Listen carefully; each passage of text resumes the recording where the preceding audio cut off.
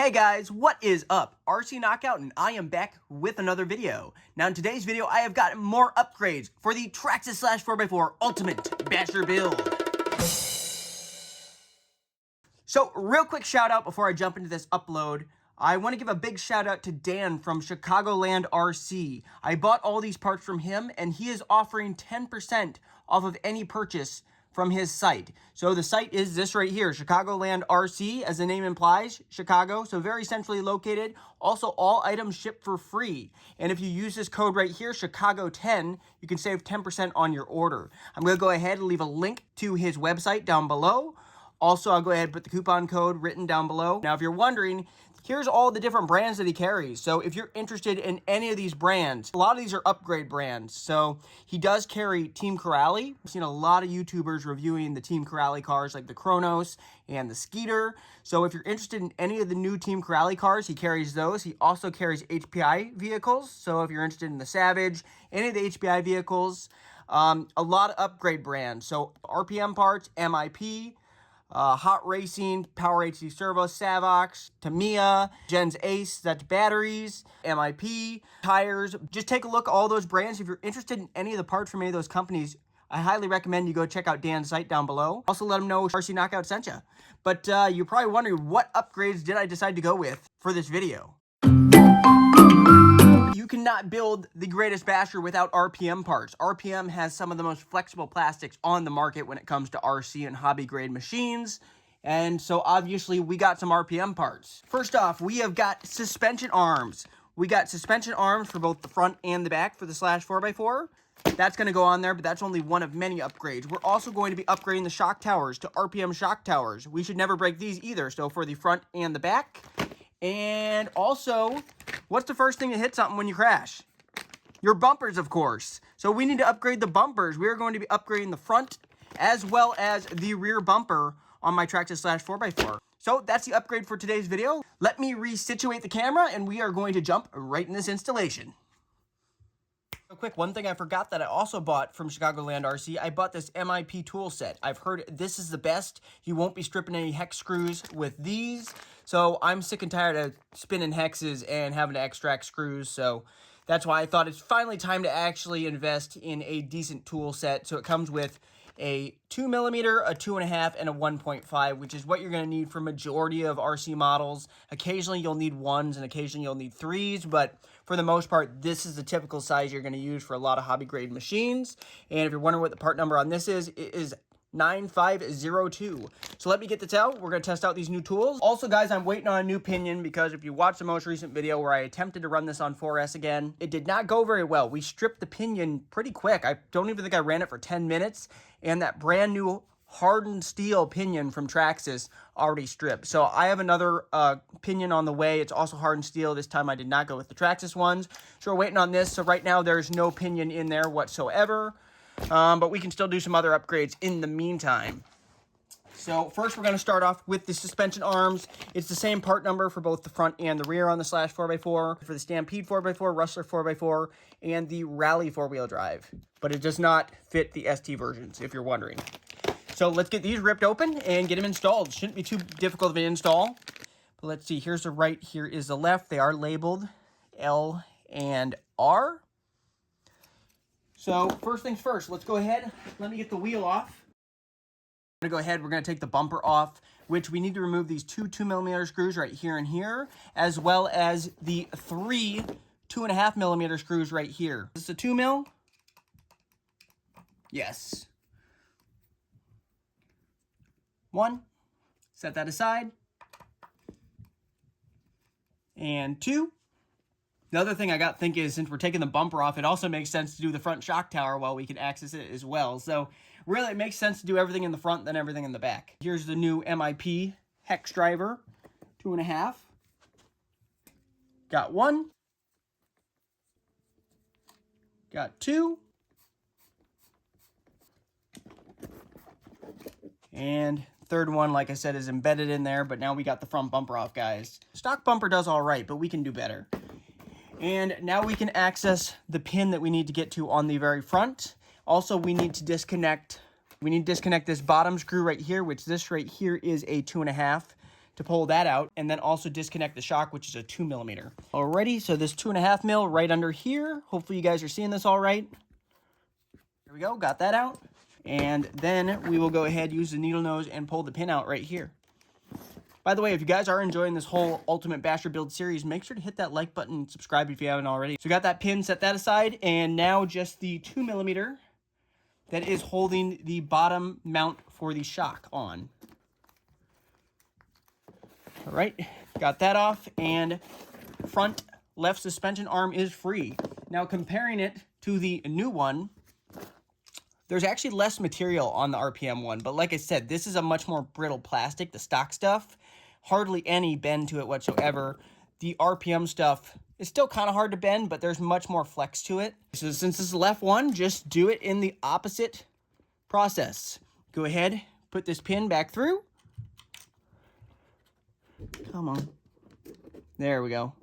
All right, got that one in. I haven't yet put the hinge pin back through, the hinge pin screw, whatever you want to call it.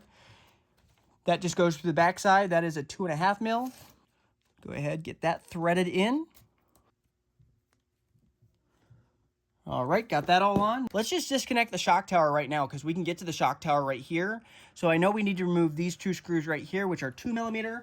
And let me get the new front shock tower. This is a new front shock tower, part number 70392. We shouldn't be able to break these, or at least it'll be very difficult. So grab our 2mm, disconnect these two screws right here and here. Got one. And got two.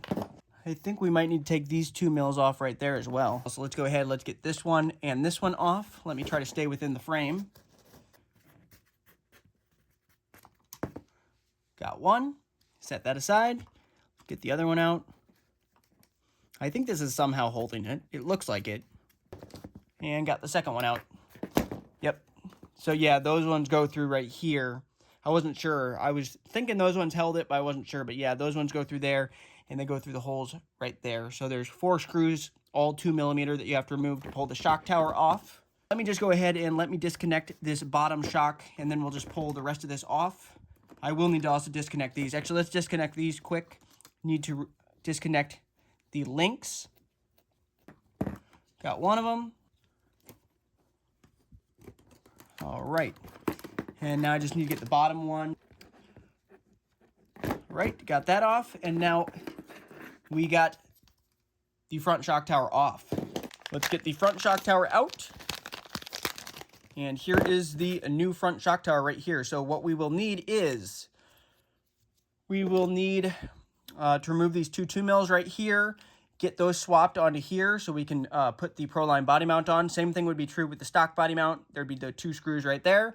You need to remove the upper screws for the shocks.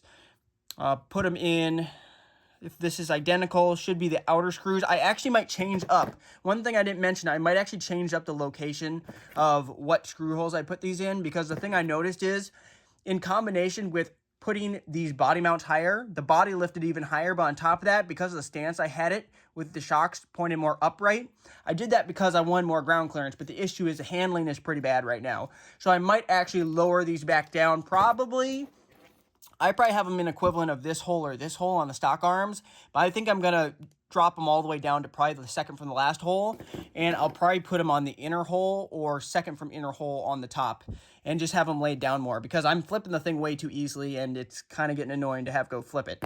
So yeah, I might not show that on camera. Just remove these 2 screws, remove these, and get everything swapped over onto the new shock tower.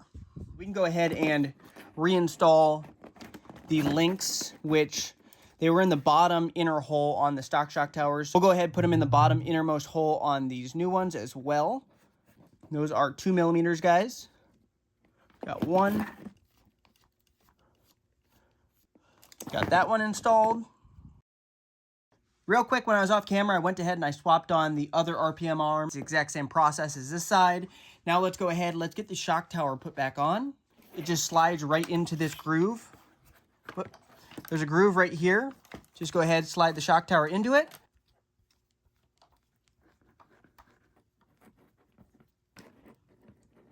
Now the shock tower is on, guys. Now all we have to do is put the bottom shock mounts back on. All right, got that one in. Now that we have got that finished, we are moving on to the next step. We're gonna go ahead and install the front bumper, which is right here. That is part number 80022. Let's go ahead, let's get it ripped open. It's a new bumper and skid plate, by the way. Beefy. Also comes with some supplied screws. I'm thinking, here's the 3 that go underneath. So we should probably put this piece on first. And then looks like those 4 bolt to this. And then the bumper bolts to right here. Pretty straightforward. So let's get this piece on first. Let's go ahead, flip the RC upside down. And we got those original 3 screws. It does come with new ones. So let's just go ahead, let's use the new ones. Right, get these started. 1, 2,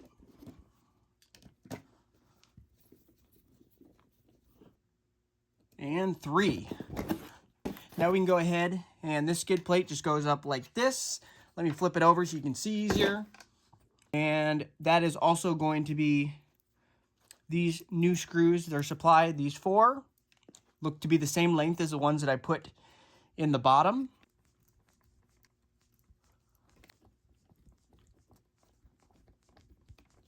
Let me know, do any of you run this bumper on your RC? Do you like it? I wasn't sure about the looks. That's one thing I'm still not sure about because I didn't see any pictures with it mounted up on a Slash. So I'm hoping it doesn't look ugly. I guess we will see. All right, got all those tightened. So we have the bottom skid and the bumper mount on. It's kind of weird. There's none that goes up to here, so that's kind of odd. So I thought there'd be one that connects to here like the stock one. Which connects obviously to right there, but there is not anything right there, which I did not realize that when I bought this. And then the last piece would be the actual bumper piece, which then goes like this, and you have to screw that from behind. In hindsight, probably should have screwed that on before I actually screwed this to that. But what are you gonna do? And it comes with 3 long screws, and those are all 2 mil. Yeah, in hindsight, really wish I had known that these went from the back. You know what, guys, it's going to be so much easier if I just take this off and do it from the back. So, learn from my mistake. Do this and attach the bumper before you attach this skid to the bottom skid. I'll be right back with you guys. All right, now let's screw the bumper on.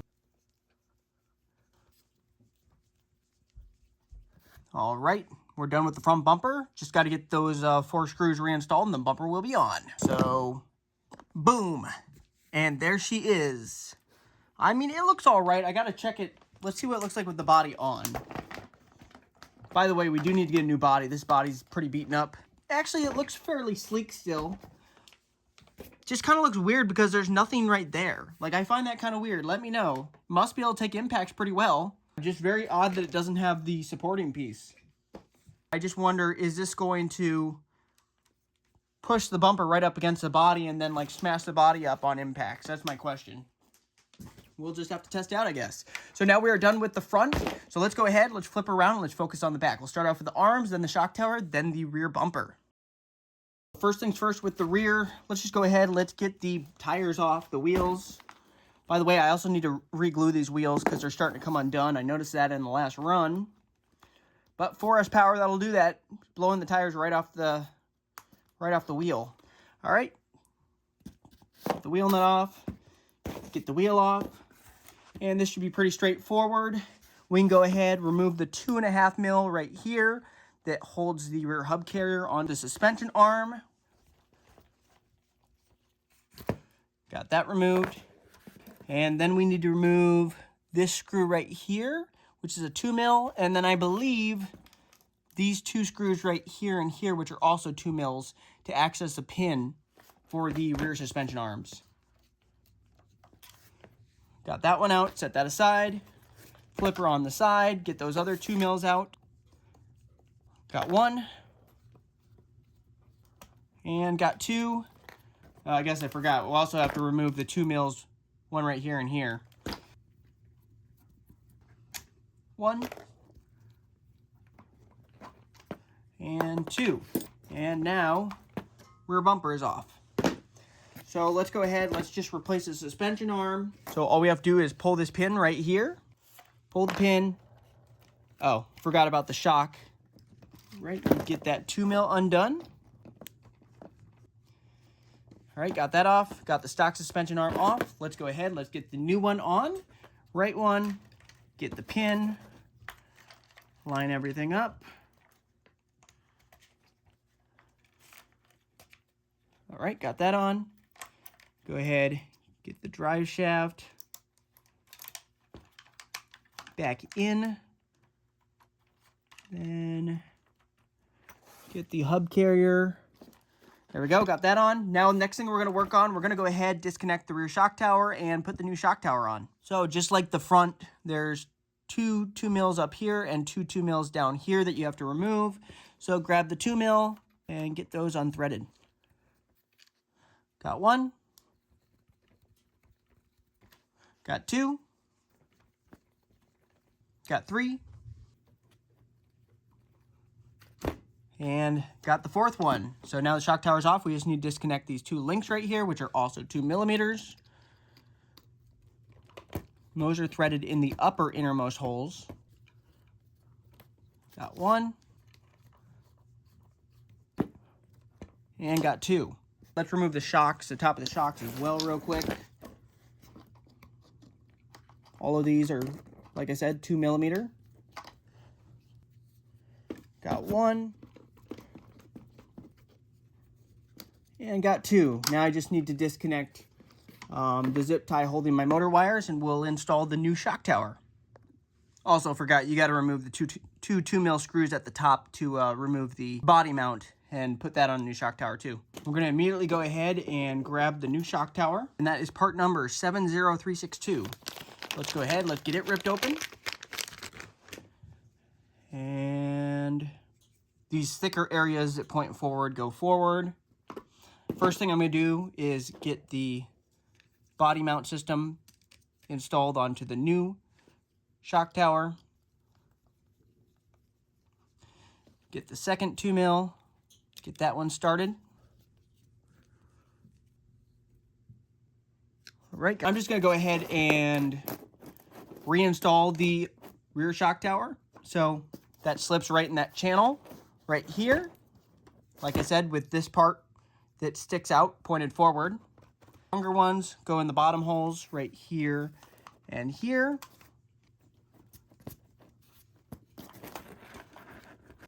Get the screws in the top holes.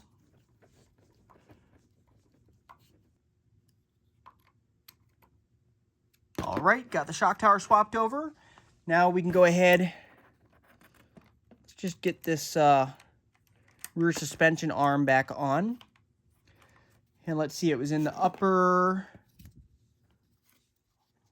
uppermost innermost hole. So I think we're gonna go with the same one. And that was, what screws was it? Was it these ones? I think it might have been these screws. Yeah, it's these screws right here. So go ahead, get that started. And I'll probably go ahead and do the other suspension arm off camera, and then we'll move on to the rear bumper, which will be the very last thing. I do gotta reattach the shock. Let's do that real quick. Reattach the shock. Top shock mount, we're gonna put in the innermost to lay these shocks down as much as possible. All right, got that one on. Now let's get the bottom shock mount on. Let's see, same as the front, we're gonna put it in the second from the outermost hole. All right, got that one on. So now I just gotta get the wheel on. I'll do the other suspension arm off camera, and then we'll move on to the rear bumper. It is time to move on to the final upgrade that we have for today, guys, which is the rear bumper, which is part number 80122. So let's go ahead, let's get it ripped open. Looks like we'll have to cut a few pieces out, which no problem. I have my little cutter right here. So let's snip these pieces out real quick.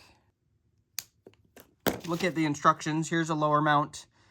Then these are the bottom mounts. They are labeled left and right. Left side, I guess I never checked. It must come with screws. Yeah, there are screws in here that I missed. So it contains some screws. Looks like there's 8 screws, all the same length, 2 millimeter. First, we're gonna go ahead, connect this to the bottom piece which here's the right side right here. So this is going to go like this. The right lettering goes to the outside. Alrighty, got that side attached. Then we'll go ahead, we'll do the left side. Exact same process. And tighten them down. It looks like these bits right here, these two spots right here are for the optional, they're for the optional RPM mud flaps. So we will not need to use these two holes right here and here on either side. We have the top one, which goes like this. This is going to be a long video, guys. If you stuck with me this far, I do greatly appreciate it. Alrighty, let's get this one tightened up.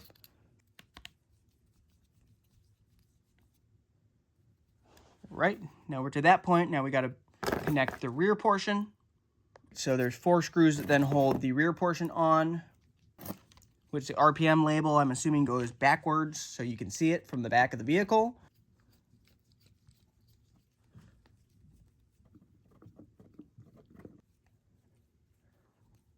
All right, got all that together. Now we just use it looks like the existing screws to screw it back onto the RC car. Slides in place, covers up the pins. I totally forgot, guys. Forgot to put this metal piece back on. This goes downward like that. And then I believe we can still put this one through to hold that piece in place. Got that one on. Now let's go ahead, let's slide the new rear bumper on. Then just use the original screws, which are these 2 long ones that go through the top right here. Get those 2 tightened up. Definitely has a much different look with this new RPM rear bumper and the front bumper. It looks quite a bit different than the stock style. I was thinking they looked very similar, but they do actually look quite a bit different. So it's kind of an acquired taste, I guess, whether or not you like the looks. Right, got the top 2 on, and now the last ones, which are these 2 sunken head ones right here.